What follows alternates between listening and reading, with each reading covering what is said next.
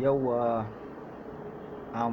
ina son yin magana akan gram free.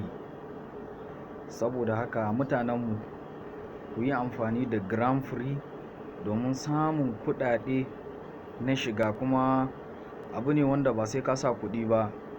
Ko me za ka yi free ne, sunansa gram free. Gram free, yauwa. Saboda haka kada ku bari a baku labari. Babu abin da ake bukata sai dai ka shiga kai signing contract. Bayan kai signing contract, kawai akwai wani rolling da za ka yi, za su rika baka 0.1 gram, sannan ka kalli videos. Shikenan za ka rika tara gram. Da ka tara wannan gram din naka suka kai 500 gram, yauwa za ka yi amfani da shi lafiya lau, za ka cire abinka.